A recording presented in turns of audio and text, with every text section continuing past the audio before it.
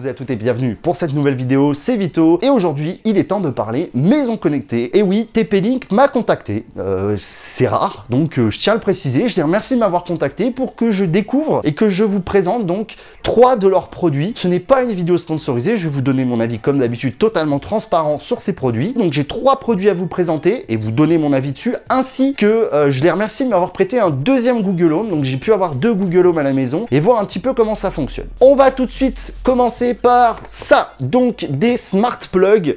Alors, je vous mettrai tous les liens dans la description. On a donc un smart plug tout à fait standard, une prise connectée, donc on vient la brancher sur sa prise électrique et on vient brancher notre appareil dessus. Donc on la contrôle via l'application Kasa, tous ces produits sont contrôlés via l'application Kasa de base, et ensuite on peut les ajouter à Google Home, ce qui est plutôt intéressant.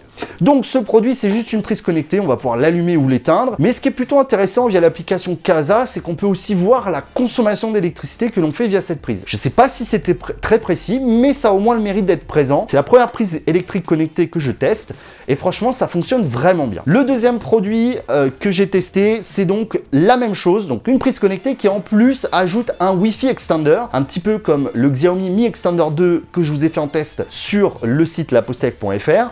Donc là, on a la même chose, par contre il est doté du 5 GHz. Alors je dois avouer que là je suis plus sceptique. Faut savoir que j'ai une maison très particulière, que le Wi-Fi est très pourri chez moi. Le réseau qui me balance est assez faible, voire même des fois inexistant. Par contre le point positif, c'est qu'on a aussi une prise Ethernet, donc on peut directement se brancher en Ethernet dessus. Globalement, il fait le même travail que la prise connectée classique, avec cette fonction de Wi-Fi extender. Honnêtement, ça marche pas si mal que ça. Je pense que si on n'a pas une maison comme la mienne qui coupe tous les réseaux, ça fonctionne bien. Le dernier produit, forcément, que là je peux comparer directement puisque j'ai l'E-Light et l'IKEA, c'est leur fameuse ampoule connectée. Alors franchement, je l'adore. C'est le seul produit d'ailleurs des 3 que je vais pouvoir garder. Franchement, c'est une vraie réussite. Donc c'est une ampoule RGB. Alors elle n'est pas donnée, elle est quasiment à 60 €. Par contre, c'est ce que j'appelle une ampoule connectée standalone, c'est-à-dire qu'il n'y a pas besoin de pont Wi-Fi ou de quoi que ce soit d'autre. Donc ça, c'est plutôt positif. La puissance est vraiment présente puisqu'on est à 800 lumens. À comparer par exemple, les E-Light atteignent 600 lumens, les IKEA 1000 et les Philips, je crois que c'est autour de 900. Donc c'est vraiment une ampoule très qualitative. On a une appli très complète, on peut faire des scénarios, on peut les programmer, etc.